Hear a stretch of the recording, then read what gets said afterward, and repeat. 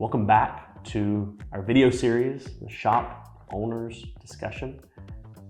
This is the series where we go through overall themes and then down to specific questions that I get asked and we get asked as a company from other people that are interested in or are already in the automotive repair space. This video series is going to be talking, or this video today is going to be talking specifically about adding additional services. Many people watching this video, many technicians that exist, have one specific skill set they do. And their questions are, if I open a shop, start servicing more retail clients, can I be successful just being a dent repair tech? Or can I be successful just being a ceramic coater? Or do I need to add more services? The answer to that specific question about do I have to add more services, it's not quite as cut and dry like many of these questions. You're gonna have to kind of figure that out for yourself in some ways. I think the main goal of adding services is twofold. One is to capture revenue and one is to capture clients. I think a lot of people think of it as just capturing revenue. I'm already selling them a dent, why can't I sell them some window tint too, right? Or I've already got a ceramic coating job, I should add PPF so that I can do PPF and ceramic. And while that is true from a strictly kind of business number standpoint, it's much more valuable to capture new leads and new clients that are looking for specific services that aren't the one you currently do, right? For us, we have four main services. We are a paintless dent repair company. We do ceramic coating and paint correction. We do paint protection film and vinyl, and we do window tinting. Those are the four kind of main categories. And I would say that those are almost all equally distributed. For us, PPF and ceramic and dent repair are our top three. And then window tint is just a little bit behind those three. However, I found them all very equally important. When do people get window tint and ceramic coating and paint protection film? It's generally within the first 3 months of ownership of the vehicle. They want to protect it. They want to get it. They want to get out of the hot summer heat, or they want to get it ceramic coated before they even do their first car wash, right? Before it gets scratches and swirls. These are customers that for us don't have dents on their cars yet, right? But if I guarantee you, if we do paint correction, ceramic coating, or do paint protection film or window tint, and we do our job right, we have a CRM. We talked about that in a previous video, what a CRM is. If we have them in our CRM, then just by our marketing and by our language and just by being able to see our shop, they're going to know that we also do these other services.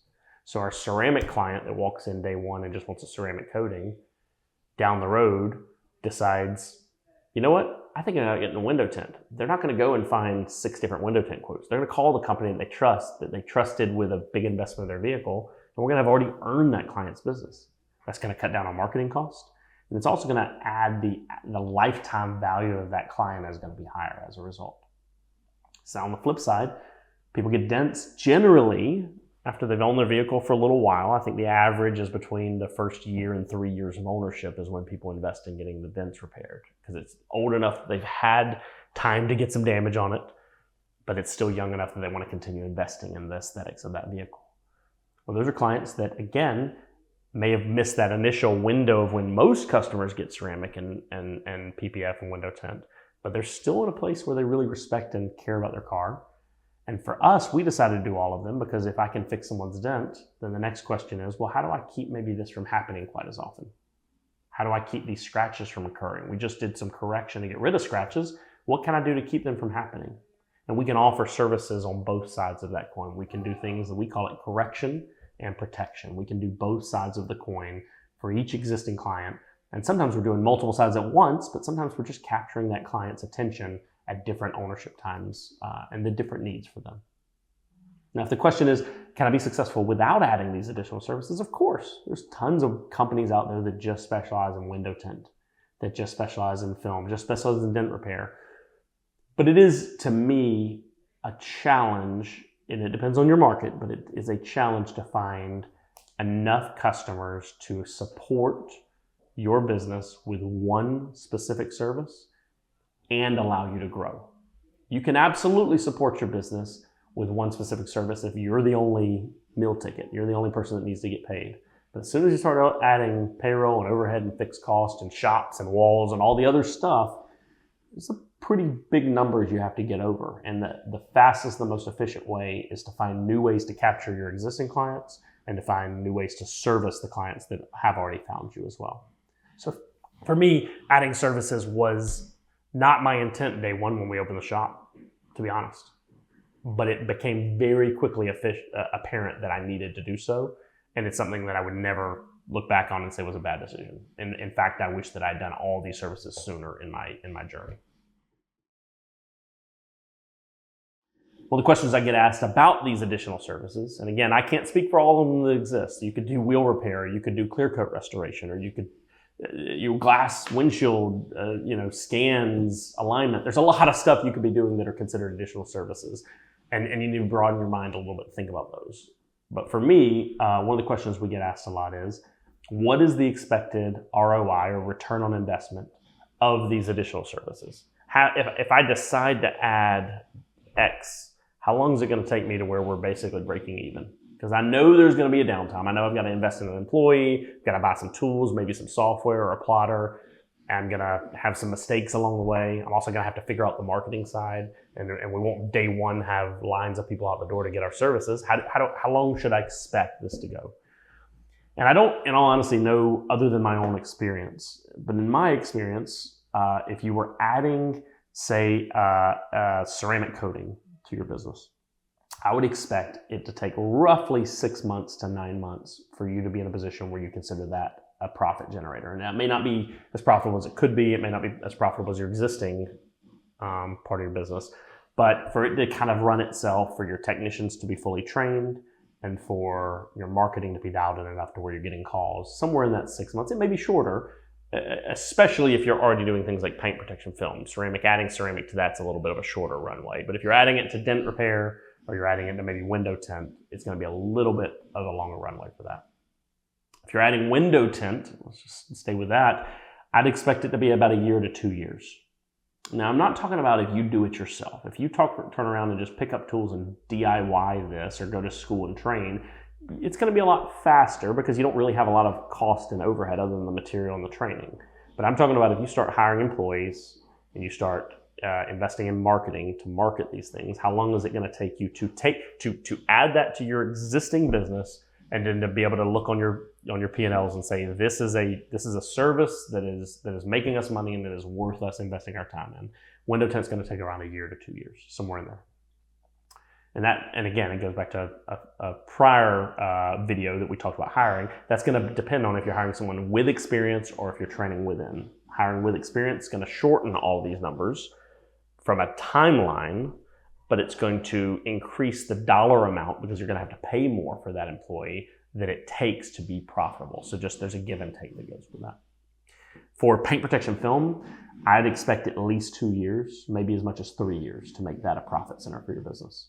There's a lot that goes into film, and I have a lot of technicians that call me thinking they're going to do paint protection film, and for lack of better terms, I talk them out of it. And it's not that I'm intending to talk them out of it. I'm just being real with what they should expect from the runway. It's not a plug and play.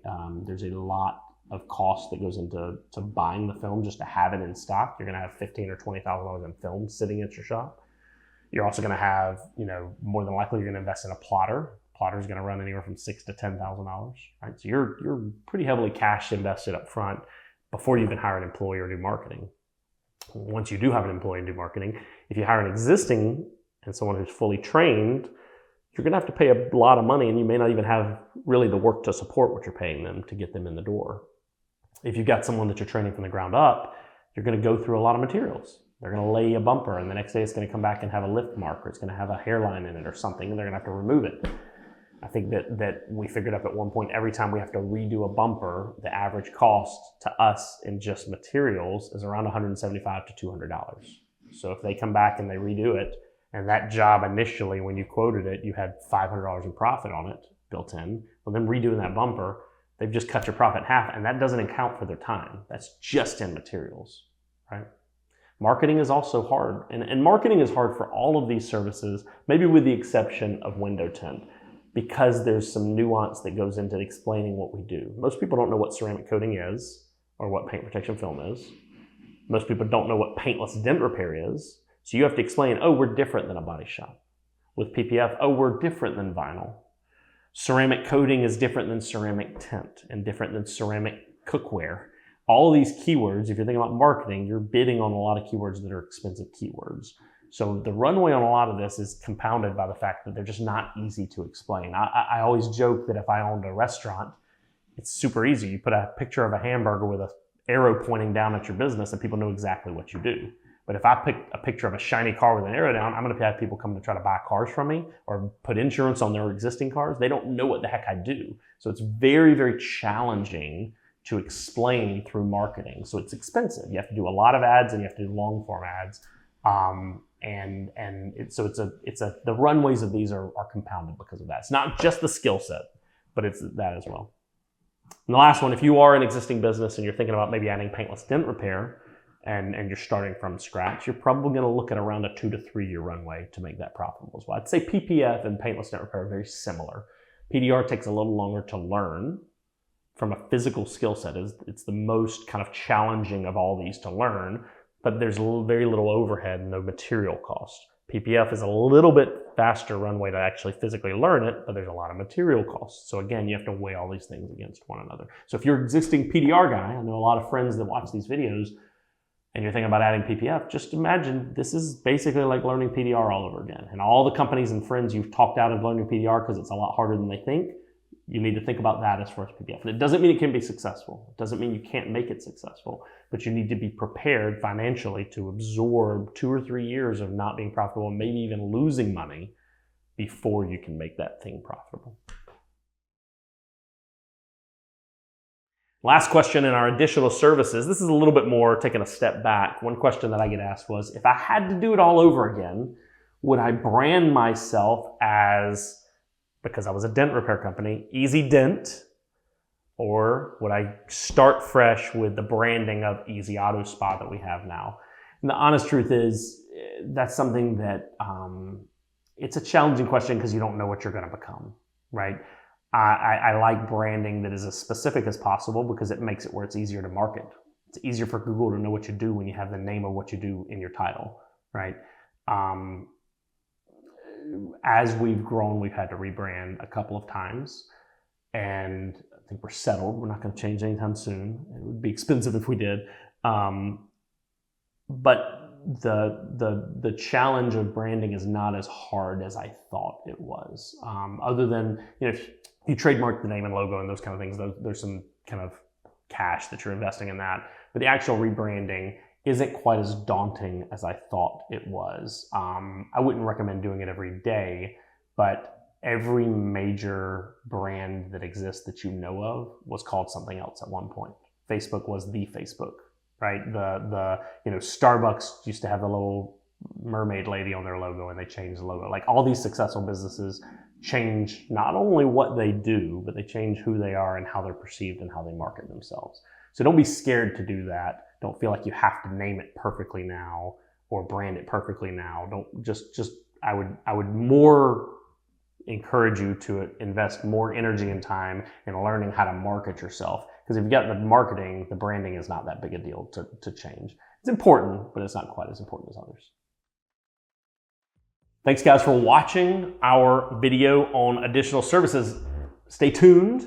Got another video coming out. It is going to be on marketing. This is the marketing series is going to be specifically talking about how we find customers, how we capture clients, how we continue to invest in our clients, and what resources we feel like are the right ones. If you're a shop owner, you need to watch that. Thanks for watching. Comment, give us a question, shoot us a like. If you have any questions at all, shoot me a message. We're happy to answer. We want to be here. We want to be a resource. Thanks so much.